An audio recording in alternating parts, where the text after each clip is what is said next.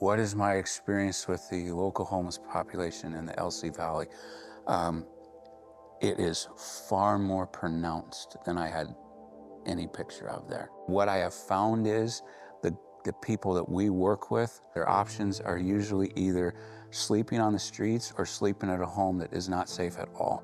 The homes of what I would consider to be healthy places, safe places for people to go, usually there's a disconnect between them and the people who are battling homelessness, but there's not a disconnect between homelessness and the meth house.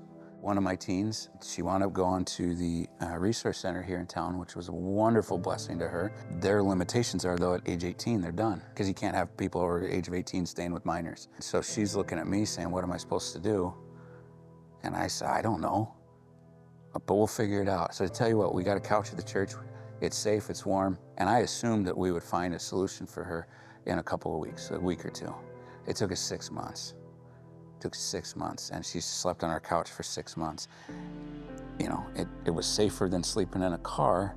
It was not great for her. It wasn't great for the church, but we just couldn't find anything. We just could not find anything.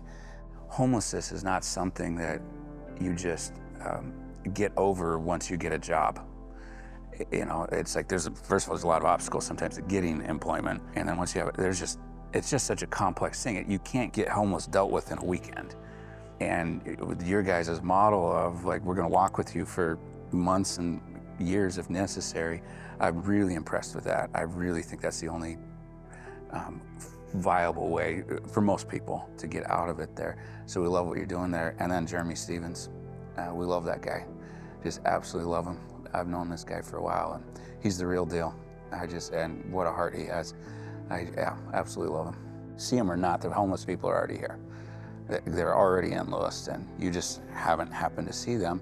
And I would wager that probably why you haven't seen them is because homelessness is not what you think it is, by and large. And sometimes we don't see the homeless because the meth dealer brought them and let them sleep on their couch.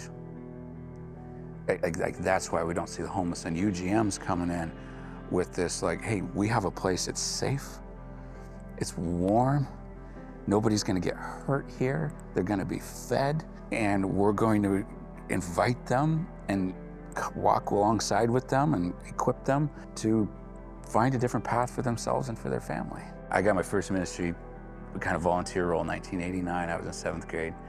And I've been serving Jesus ever since. This is the coolest thing I've ever done in my life. If you throw in with UGM, I'd like seriously throw in, not just like show up, you know, once every 6 months or whatever, which those people are cool too. But I mean, like if you really drop in with them and become a part of these stories, at your 80th, 90th year of life, as you're wrapping your life up, you'll look back and say one of the coolest things I ever did in my whole life, I did at UGM. I'm 100% certain they'll say that.